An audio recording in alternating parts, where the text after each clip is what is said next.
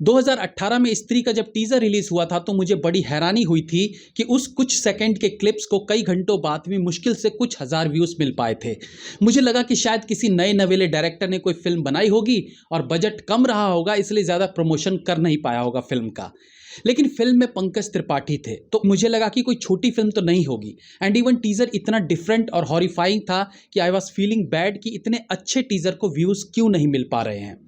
आपको यकीन नहीं होगा, मैंने पंकज त्रिपाठी जी को फ़ोन करके ये तक कहा था कि ये टीज़र मेरे चैनल से रिलीज़ नहीं हो सकता है क्या। अब नए नए यूट्यूबर बने थे तो ऐसे बचकाना सवाल मन में आते रहते थे। पंकज जी ने कहा था कि ये सब टीम के हाथ में होता है, प्रोड्यूसर्स डिसाइड करते हैं कि किस चैनल से ट्रेलर को रिलीज़ किया जाएगा। बट टीज़र से मुझे ये ज़रूर फील आ रहा था कि ये फिल्म अच्छी होगी। इस फिल्म के रिलीज़ के वक्त यानी रिलीज़ से 2 साल पहले से मैं हर फिल्म का फर्स्ट डे फर्स्ट शो देखता था, और चाहे कितनी भी हाई बजट फिल्म हो, बॉलीवुड की हो, हॉलीवुड की हो या फिर साउथ की हो, उस थिएटर में 10-20 लोगों से ज़्यादा कभी नहीं होते थे। रीज़न कि पहला शो होता था तो हर कोई प्रेफर नहीं करता था कि फ्राइडे को सुबह सुबह फिल्म देखें, तो अंडरस्टूड था कि शाम के शोज़ में थिएटर भरेगा और भरता भी था। बट स्त्री एक ऐसी फिल्म थी जिसके फर्स्ट डे के फर्स्ट शो में पहली बार वो पूरा थिएटर भरा हुआ था, एकदम हाउसफुल था। मैं शॉक्ड था क्योंकि अभी तो फिल्म का पहला शो भी नहीं चला था, फिर सबने पहले से कैसे सोच लिया कि फिल्म अच्छी ही होगी। मतलब यही भीड़ नेक्स्ट सुबह की शो में आती तो समझ में आता कि भाई चलो फिल्म अच्छी है, तो अगले दिन भीड़ जुट गई। बट पहले दिन इतनी भीड़, मतलब मैं जिस फिल्म को इतना अंडर एस्टिमेट कर रहा था वो फिल्म एक्स्ट्रा ऑर्डिनरी ही होगी, ये आम पब्लिक ने भी गैस कर लिया था। जिस टीजर के व्यूज लाखों में ढंग से नहीं पहुंच पाए थे, उस फिल्म के लिए इतना क्रेज। हाँ, ये जरूर था कि फिल्म के ट्रेलर को बहुत पसंद किया गया था।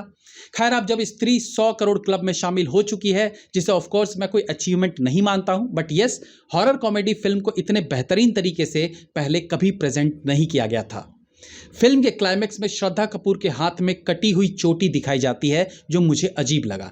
आई वॉज थिंकिंग कि यार अच्छी खासी फिल्म है, एक अच्छी एंडिंग मिल चुकी है फिल्म को, तो फिर ये बकवास सा सीन डालकर ऑडियंस के दिमाग में एक बूंद दर्द डालने की क्या जरूरत थी। अब घर जाकर वो सोचता रहेगा कि लास्ट में ऐसा क्यों दिखाया। हालांकि मैं समझ गया था कि ये इसलिए दिखाया गया कि अगर कहीं ये फिल्म हिट हो गई तो सेकंड पार्ट को श्रद्धा कपूर के इस सीन से जोड़कर एक नई कहानी बनाई जाएगी। जबकि अंदर के सूत्रों से यह बात कंफर्म थी कि उस वक्त मेकर्स के पास कोई कहानी नहीं थी और ना ही इसके सेकंड पार्ट को बनाने के लिए कोई सोच रही होगी। तभी तो फिल्म के सेकंड पार्ट को बनाने में 6 साल का गैप हो गया। अब जब इसका सेकंड पार्ट बन चुका है, ट्रेलर रिलीज हो चुका है, तो डिस्कस कर लेते हैं क्या कुछ है ट्रेलर में और क्या थ्योरीज हो सकती है इस बार।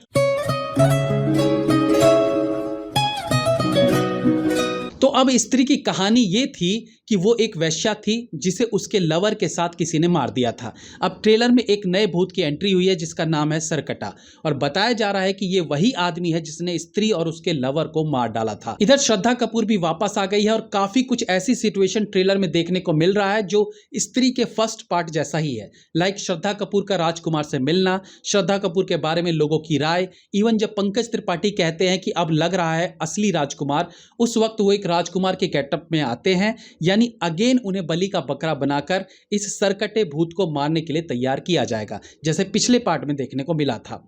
ट्रेलर से पता चलता है कि फिल्म में मैक्सिमम पार्ट में सरकटा राक्षस का आतंक रहेगा, जैसे पहले पार्ट में स्त्री का था। इस बार सरकटा में भी स्त्रियों को उठाकर ले जाता है, जैसे स्त्री 1 में स्त्री मर्दों को उठाकर ले जाती थी। एंड आई गेस कि लास्ट में इस राक्षस से छुटकारा पाने के लिए वापस स्त्री को याद किया जाएगा। अब राजकुमार राव जो है वो स्त्री का बेटा है, उसके पिता उसकी माँ के वन ऑफ द लवर थे जिन्हें स्त्री के केवल तन से नहीं बल्कि मन से भी प्यार हुआ था।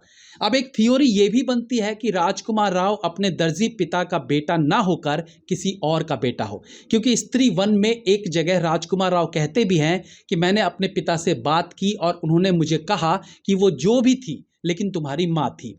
वो कहता है कि हो सकता है मेरे ये पापा भी असली पापा ना हो, लेकिन माँ असली है। मतलब क्योंकि स्त्री एक प्रोस्टिट्यूट थी तो ये संभव है कि वो टेलर राजकुमार के पिता ना हो, और हो सकता है कि जिस आदमी ने स्त्री और उसके प्रेमी को मारा था वो राजकुमार राव का असली पिता हो। और जैसे पहले पार्ट में राजकुमार राव स्त्री जो कि उसकी माँ थी उससे बात करके सबको छोड़ने के लिए कहता है, मे बी इस बार वो सरकटा उसका पिता हो और अगेन उसे ही कहा गया हो कि तुम जाकर अपने पिता से बात करके किडनैप्ड सारी महिलाओं को वापस लाओ। देखिए, ये सिर्फ एक थ्योरी है। जहाँ तक श्रद्धा कपूर की बात है, तो पहले पार्ट में ही कंफर्म हो जाता है कि वो स्त्री नहीं है, वो एक चुड़ैल है और चुड़ैल ही अपनी शक्ति को बढ़ाने के लिए कटी हुई चोटियों का इस्तेमाल करती है। पहले पार्ट में श्रद्धा ने राजकुमार राव को कहा था कि स्त्री के कारण उसने अपनों को खोया है, इसलिए वो स्त्री को ढूंढ रही है। लेकिन जब फिल्म के लास्ट में स्त्री जब बंधक बने पुरुषों को छोड़ देती है, तो उनमें कोई भी ऐसा नहीं लगा जो श्रद्धा का नजदीकी हो। तो हो सकता है कि श्रद्धा का जो अपना था उसे स्त्री ने मार दिया हो, बट फिल्म में स्त्री को किसी भी पुरुष को मारते नहीं दिखाया गया। वो केवल किडनैप करके रखती थी और वो केवल चंदेरी गांव के पुरुषों को ही उठाती थी और श्रद्धा दूसरे गांव की थी। और देखो, थियोरी तो थियोरी है, राइटर कहानी में कुछ भी ट्विस्ट ऐड कर सकता है। तो ऐसा भी हो सकता है कि पंकज त्रिपाठी की फोन वाली क्षमा कहीं श्रद्धा ही ना हो। I mean, Who knows? Trailer दमदार लग रहा है। ये ट्रेलर न केवल डराता है बल्कि हंसाता भी है। अच्छी बात है कि इस बार की कहानी को पिछली कहानी से कनेक्टेड रखा गया है, कुछ भी जबरदस्ती का ऐड किया हुआ नहीं लग रहा है। सबसे खास बात, ट्रेलर में जबरदस्त वीएफएक्स देखने को मिलता है और हॉरर फिल्मों में वीएफएक्स कमजोर हुआ नहीं कि सच में भूत देखकर हंसी आते देर नहीं लगती। ट्रेलर में तमन्ना भाटिया तो दिख गई हैं, अब राजीव भाटिया दिखने बाकी रह गए। I mean Akshay Kumar. Wikipedia के अनुसार तो फिल्म में भेड़िया के वरुण धवन का भी कैमियो दिखाया जाएगा। आई एम श्योर इस बार भी फिल्म के एंड में एक सवाल छोड़ दिया जाएगा ताकि तीसरे पार्ट की संभावनाएं बनी रहें। ये फिल्म हिट हो गई तो भविष्य में तीसरा पार्ट भी बना देंगे, नहीं तो जयराम जी की। बाकी तो फिल्म का इंतजार कीजिए। दिन रहेगा 15 अगस्त। Have a nice day.